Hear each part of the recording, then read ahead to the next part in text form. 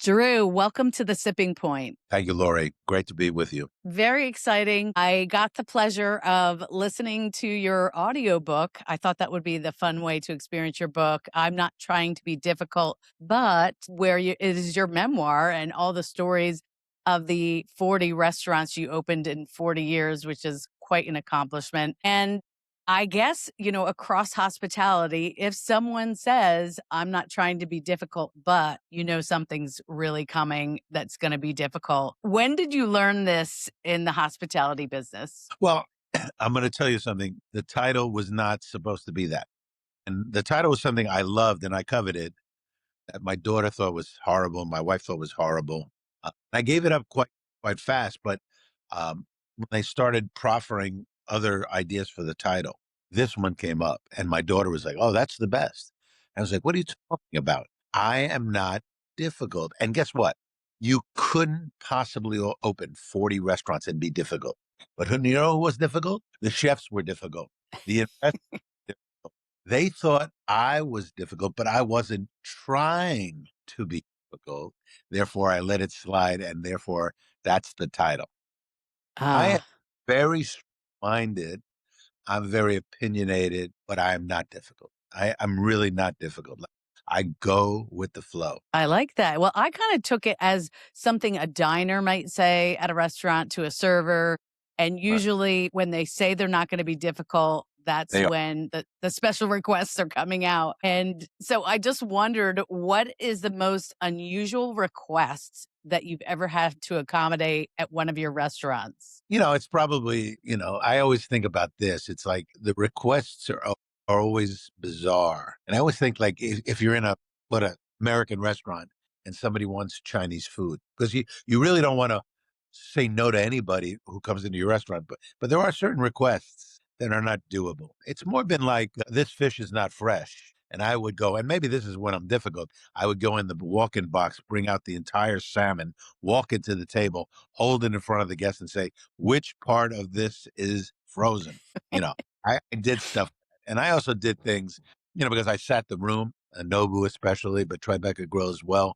People want to get into fights with you at the restaurant. It's our job to please everybody, but it's just there's certain people that cannot be pleased. And I remember at Nobu one time, we had no front bar at Nobu. So when somebody came with no reservation or we were full, Tribeca Grill is on the next corner. It's literally like 20 steps away. So we'd say, oh, please have a drink at the Tribeca Grill. I'll take your number and we'll call you. So this one guy, I said, please have a drink. And before I could get the words out at the Tribeca Grill, his eyes are rolling. And these restaurants are my children. They're my absolute adoration of love. I just said, excuse me 1 second. I walked to the back of Nobu. I stood there. And I said, I'm not going to engage this guy. He's just not going to get into a fight with him. So, I watched him for about a minute. Then he goes over to a waiter. He goes, who's that fucking guy? So it's like, oh, that's the owner. And he left. So I learned certain things as to not be confrontational. I'm 70 now. Mm. I opened my first restaurant. I was 29 and I was very, you put your life savings into a restaurant. So you don't want people to really, dump on. But no, it's been a great career, wonderful family, wonderful parents. So I'm just very pleased with the way the book came out. As you mentioned your family, I loved reading about your story about, how as a kid you would go out to dinner with your dad who was handing out licenses. I think they were liquor licenses Yeah. to various restaurants, which is a great place of power in any state really, but certainly in New York State. And so you developed this love of food from a very early age and the idea of owning your own restaurant. That had to be kind of unique against your peers at the time. Well, I grew up in the 60s and my father worked for the state liquor authority and they licensed restaurants. And these people were right off the boat, but there were French restaurants and Italian restaurants, German restaurants and coffee shops and delicatessen who wanted to be able to sell alcohol. My father had a way of taking the application from the bottom of the pile, putting it on the top of the pile. They were forever grateful. They'd invite us into the restaurants. Immediately, I loved this food. My mother was an actress, a very prominent actress in radio as a child, but my mother couldn't cook. So when we go to you're eating Chinese food, friend. It's like And very early, I said, that's it. I'm going to be a chef. I want to cook. This is what I'm going to do. So when we go to these restaurants, I'd be taking notes. I'd be taking the menu home. I have an amazing menu collection. Yeah, it's kind of like, I guess, if you were brought up in a house with a piano and your parents maybe were musical and they, put you behind the piano one day and you gravitated towards music. You had the exposure. I had the exposure to Mhm. food. So I was watching Julia Child, Graham Kerr, The Galloping Gourmet on TV. That's all that we had on television. But I'd babysit and look at people's cookbooks on their shelves. I was obsessed with food. Still am. I love that. And I know, you ended up going to Cornell Hospitality School and being, that was a little bit of a rough period at which you eventually were honored by them. But you found the curriculum there maybe different than it is today, as maybe not supporting this whole idea of running a great restaurant. What Right. was some of Well, what you battled there at the time? I grew up here in New York City. I'm a real New York City person. And Stuyvesant High School in New York City, specialized high school, meaning that you have to take an exam to get in. The year I took was applied to Stuyvesant High School. They let women in. So they actually took less of us. I got in. I got in. So one day my mother says, Willie Weisberg's mother says, there's a hotel school at Cornell. And I'm like, Mom, Cornell is an Ivy League school. I'm number 500 in a class of 700 at Stuyvesant High School. I ain't getting into Ivy League school. Well, guess what? I applied and I got in. Okay. And I get up to Cornell and the education was profound. Why? Because the students were from everywhere. They're from Greece and Savannah, Georgia and Bahamas and you name it. And so there was this great diversity. One day I'm walking in the corridors of the school and there's a sign on the wall looking for 6 students experienced in Russian service to sail to the following ports: Leningrad, Copenhagen, Stockholm, Dublin. I was like, oh my God. I had never worked a day as a waiter. I call Uwe Christensen, the student who put the sign up. Are you experienced in Russian service? Yes. June of 1974, I got on the MS Vista Fjord and I was wearing a light blue shirt, and 59 other waiters realized that I was an imposter because the waiter wears a white shirt. I was wearing a light blue shirt. Also, they carry the tray like this. I carried the tray with 2 hands. But that was the greatest baptismal. I learned so much. You worked 7 days a week, breakfast, lunch, Wow. dinner, and the food was spectacular. After that, I went back on that ship every Christmas when we were off from school, Christmas cruises, and a couple of summers as well. And that's the education that I got at Cornell. The education in the classroom, by the way, back then, the tuition was $5,000. But I thought that was a lot of money, and I wanted to get a bang for my buck. And in the book, there's an incident there, which we won't talk about today, but it's a great story. Mhm. And It is. and they almost threw me out of school. But luckily, not only did I graduate, I'm like, and this is kind of scary, I am one of their most distinguished alumni. Really distinguished, probably 20 years ago when I was getting an enormous amount of press, which I've been looking through lately because, like I told you, we're having an auction today, believe it or not, at the Tribeca Grill, which was open 35 years. But I got Wow. so much press, maybe because I was Robert De Niro's partner, of course, that was part of it. But when I opened Nobu, in 1994. And every time I opened a restaurant, every time it was reviewed by the New York Times.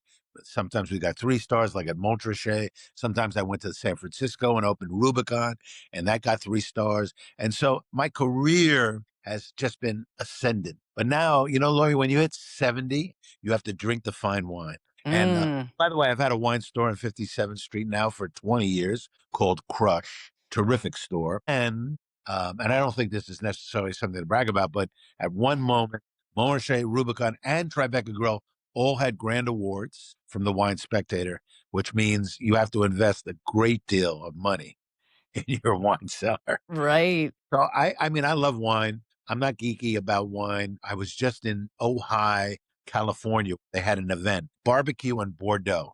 And I was like cynical before I went because Bordeaux is so expensive. I said, oh, they're going to have some really crappy Bordeaux's. And we drank 2015 Chateau Mouton Rothschild for like 100 people. Wow. Amazing. We drank white Côte d'Estanel, which I'd never had. And Beautiful. the wines at this event were just stunning. I mean, the next Mm. That night, I was drinking Dujac, Polini Marche. Dujac's no more for the Reds, but that was delicious. Corton Charlemagne, Volnay. I mean, great producers, great wine. So I love wine, by the way. I mean, it's like, and it's a thing with my restaurants. Like, guess what? The first one, Montrachet. And Yes. Montrachet begat Corton, and Corton begat Batard. So there was always a thematic wine idea in all these restaurants. And you were sort of on the leading edge of having David Johannes as your som, and a lot of restaurants didn't have sommeliers at the time. It was a dirty word to call a wine person a sommelier. That was a French term. They were wine directors. Mm, Now, directors of beverage. Now they're okay.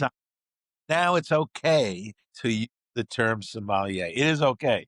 But the only places that had somebody that they called a sommelier, and not even in French restaurants, by the way, but at the 21 Club, where they had an amazing list. Of course, that's gone now. And Yes. they didn't have sommeliers at the Four Seasons, but the Four Seasons on 52nd Street also had a stupendous one. I love that you mentioned the 21 Club because I got the chance to go. This was years ago. And one of my husband's old maitre d's was working there. So we got to tour the wine cellar there. Have Oh, you that been was in great. there? Yeah, well, they had this long little metal rod that went in this Yeah, it tiny goes in the wall. door open, right? It was amazing. Yeah, I used to go to the 21 Club quite a bit. The big scandal at 21 was the price of the hamburger, which was like $15 back then. Sounds good now. House white wine might have been Alka-Seltzer, but it's possible. I'm not quite sure. But 21 had kind of weird food, but it was a great, great restaurant and great service. Yes, and there were wine collections there because if you were a celebrity or, someone important, you could have your own sort of basket of wine that, was there for whenever you came in, and I think it was like Elizabeth Taylor or Jimmy Stewart. They were no longer living, but it was really cool. They still had their wines there in the cellar. It was a very A interesting scenario. brief story about 21 was I was invited to 21 by Jonathan Tish, who was the owner of Lowe's Hotels. And at 21, they had what they call first base, second base, and third base. They were like the front of the restaurant was first base, the middle of the restaurant was second base, and third base you were in left field. There was no man, no. But that day for lunch, they must have had so many first base people, meaning celebrities or whatever.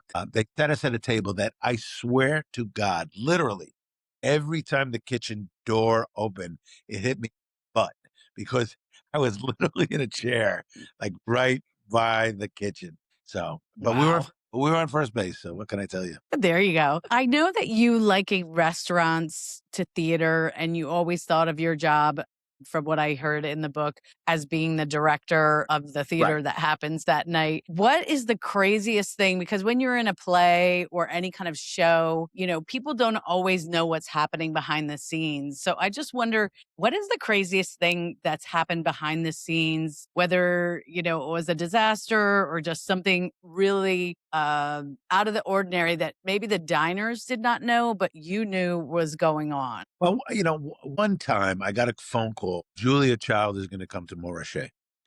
And I was like, wow, Julia Child. So I called the chef, Deborah Ponzek, the terrific chef, woman chef. I say, Deborah, Julia Child's going to come in. She goes, what day? I said, Monday. She goes, that's my day off. I was like, yeah, I know, but, it's Julia Child. She would not come in. Julia Child comes in. She has a very nice meal, of course. And she goes, I want to say thank you to Deborah. So we had another girl in the kitchen whose name was Deborah. We used to call her Little Deb because she was little. So I go in the kitchen because I'm not going to lie to Julia Child. And Right. I got a milk crate and I put Little Deb on the milk crate. And I said, when she comes in, she's going to say, Deborah, you're Deborah.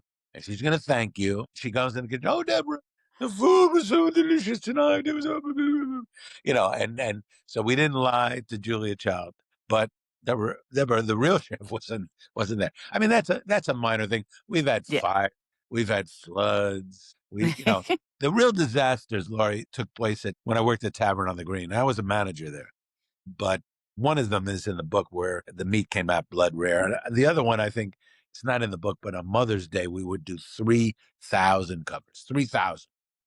Wow. uh, at 5 o'clock, which is right before dinner rush. And there were only like four appetizers and four entrees. But the idiot chef we had back then will go nameless, decided he was going to put clams and oysters on as appetizers. Now, they started opening these clams and oysters the day before. Nothing more delicious than a clam or an oyster the day before. So Right. anyway, some waiter came in and goes, and, one order of clams. But so we were literally 86 clams and oysters. So the chef goes to start opening. Now, we didn't realize it, but he was drunk as a skunk because he had been. And the first time he puts the knife into the clam, he gouges himself. He's bleeding like a sick, you know. And those knives aren't even they're not sharp at all. But anyway, the point was that was a huge disaster. In my restaurants, look, I never kept a diary. Although when I go through all my archive, I see things that are extraordinary. I just found a letter to me from Senator Joe Biden thanking me for his dinner at Tribeca Grill. I had no idea. Wow. I don't remember that at all. So, I mean, it's like, listen, 40 years and 35 years of Tribeca Grill. Yes. It's an extraordinary career, and also, it's like the book. I felt that the book is like a culmination of the lessons, but I didn't want to preach. I didn't Mm. want. I didn't want to tell somebody this is the way you do everything. I lay out some ideas, but I pretty much just tell the stories. In the New York Times, when I got a book review, they said Drew's not an author; he's a raconteur. He's Uh, a raconteur, tell stories, and that's what I do. yeah, I was going to say you tell it through a story. And one of the things that came through for me were all of the different innovations that you had started that are commonplace today. Some of them that stuck out for me, the idea of that central bar that That's you a good. brought in several places, not Nobu, but with many of the restaurants, the food runners, so that you had, the food going out on a timely basis. And then the family style concept for Nobu, of Right. course. Serving. Now, a lot of people do that with Absolutely. restaurants, Italian and otherwise. And because your husband is a chef, that the only way to survive, especially in a volume restaurant, is if you have to do individual plates for everybody, it's a disaster. But if, four orders of something go in the middle of the table, it's four times easier to do something like that. The, the, Absolutely. the other thing, and I almost got arrested or killed for this, when somebody, I was so upset with people not showing up for reservations that a party of six would call and they go, I want to make a reservation. Blah, blah, blah. Terrific. We're going to need a credit card to honor your reservation. They would on the phone, they would act like you were like, what is that about? And I said, well, no, it's just, it's kind of like a deposit on a large party. And, if you come, obviously there's no extra charge, but if you don't come, we're going to charge you. I'm telling you, back then, that was the worst thing you could do. Today, everybody does it. It's on all Yes. the services. And you know what? Thank God. When you go to see Hmm. a concert, guess what? You buy the tickets. You go to see the New York Giants, you buy the tickets. You see the Yankees, you buy the tickets. But in a restaurant, you wait till the very end. Oh, you didn't buy me a drink because I waited 20 minutes for blah, blah, blah. This, I mean, anything that can go wrong in a restaurant will go wrong. However, you pay at the end. That's wrong. Yeah. Yeah, now it is very common on Resi or Open Table Right. to have to leave a deposit that you will lose if you don't show up for the reservation, or give, at least give a 24-hour something notice, which Right. is just courteous, of Right. course. Well, given all these amazing legendary restaurants that you've owned and started, when you go out to a restaurant now, maybe somewhere new that you've never been before, what is it that you see that you would say these people really get hospitality? Well, Are there any new things that you see that are impressive? oh, oh, absolutely. 100%. But I guard against having a bad experience. So I do not, which is a fault of mine, by the way, walk into a restaurant anonymously. I feel that at the age of 70, having opened so many restaurants, I kind of want to be recognized. I know that's egotistical, but and most of the time they won't recognize my name. Now on I think it's Resi.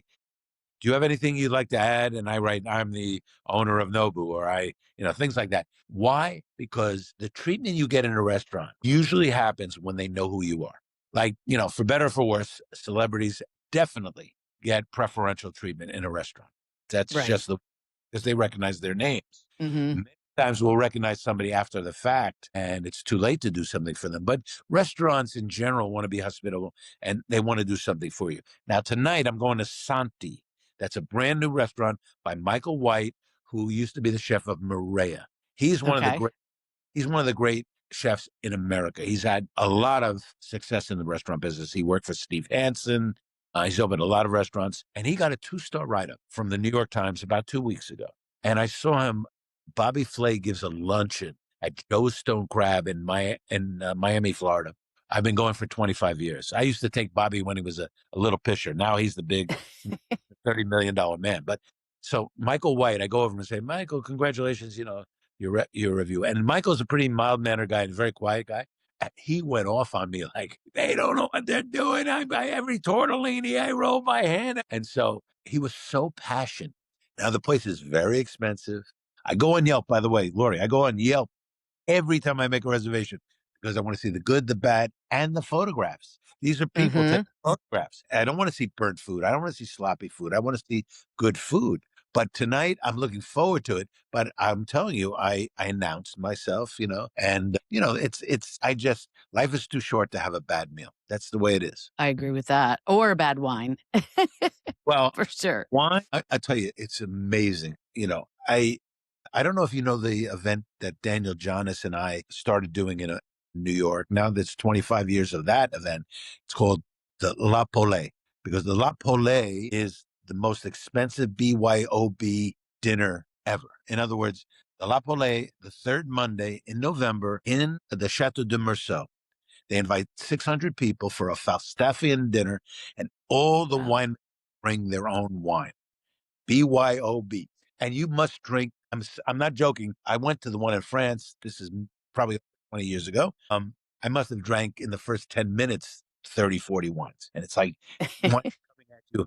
Now in New York, we replicated it. It's not in the book, I don't think, but we replicate it in its 25th year. There's singers, winemakers come from France, Griveau, Roumier, um, all the great Burgundians. And it's a Burgundian event. Jacques Wow. and, it's the most amazing thing, but it's always like Burgundy has gotten so expensive. So that It has. when you see it in excess, like easily, like you'll be drinking, you know, a Le Montrachet and some guy comes over with Romani Conti, and you have to Sounds like dump it. heaven. No, you have to You dump. have to dump it. When we get off this podcast, I want you to look this up. L.A. Paul, Paulee, La Pole. Okay. You got to, and now Daniel does it in San Francisco. He does it in New York. And now he does something called Fête de Champagne, which is kind of like this Ooh. with champagne. And now he also Okay. does Terroir, it's the same event, but with Rhone wines. So you got Okay. to, I'm looking this all up. I need to attend. Is it anyone or you have to be invited? no, you have to pay. Okay. All right. That's fair game. But if you're in New York, this year I already have guests, but if you're in New York, yes, there's a series of events which you'll see. There's a I taste love of that. brand tasting, which is only $350. And that's dependence. And if you're in New York next year, have one next year in March, you'll be my guest. Oh, well, thank you.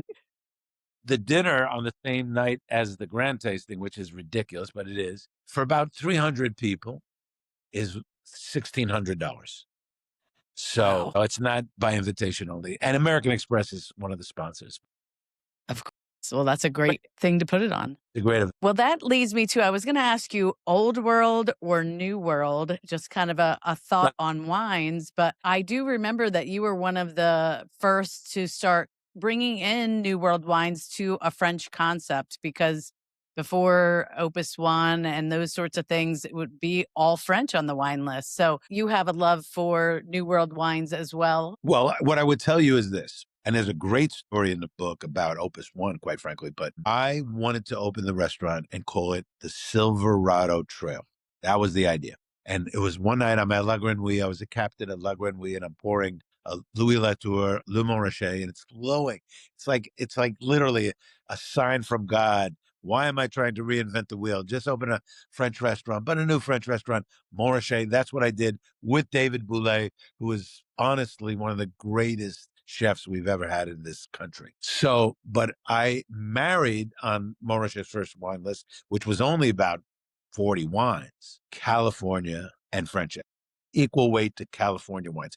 The only thing I do not like now, and they're my next door neighbor or were my next door neighbor at Frenchette, are natural wines. I Mm. just do not understand natural wines. And in a large part, I love the marketing of them. They look cool as can be. And every time I drink one, it tastes like I'm drinking a Portuguese white wine. I mean, it's like the finish and everything is nasty. And like I was just in Ojai at this event with Ray Isle from Food and Wine Magazine, with Yes. Anthony Giglio, I think he corrected me how to pronounce it. I think it's Giglio. Yes. Greatest wine writers in America, and they said, "What's wrong with Portuguese wine?" So at the end of the meal, I like the Portuguese wine, but the point I guess I'm trying to make to you is I do not like natural wines. Had to drink them when I went to Copenhagen because all the Mm. wine the Noma is natural wines, but they have Saint Aubin that's natural, and they have some Beaujolais that's natural. I like wines that I can relate to. I'm not afraid of learning about new wine, and Portuguese wines, I'm sure, are absolutely delicious. Um, There are some really great ones other than port now. Yeah, we don't I got the chance to go there and visit, and so what I drank in Portugal was very impressive in many styles, but we don't always see all those wines here in this country, right, unfortunately. Yeah. right. But But yeah, well, while we're on the topic of things that Drew doesn't like, let's go. I hate smash burgers. Where in the world would you smash any food item except maybe a potato? And that's what you want to smash. So smash burgers and the burger bash, when I was in Miami, literally every station now is a smash potato burger. Why? Because they don't have to cook it. I mean, they just smash it. That's number one. Number two are cheesesteaks, Philadelphia cheesesteaks. That's an abomination also. Cheese whiz and bad bread. But, that's the holy grail somehow for many years in Philadelphia. And yeah, natural wines. Yeah, they can be very funky All right. for sure, and it's a whole different animal than regular wine, but, it's definitely a trend. Garage wines. I mean, come on. They're, Yes.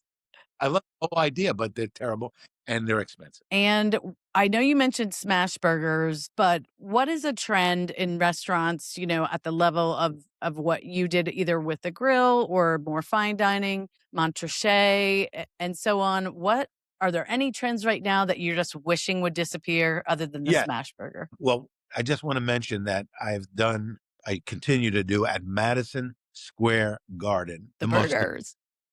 for 12 years. And they just signed me for another 7 years and I'll be dead, but they'll still have my hamburger. But the worst trend in New York is that every restaurant, it was all right when the Korean restaurants were doing the tasting menu, like Yes. Adamik but now everybody is doing tasting menus, which is cool, except it allows them to charge at least 100 to 150 or $200 more than a normal menu. They Right. don't turn over a table. So you kept your prices down, and you basically charge half to do two seatings. That doesn't happen anymore.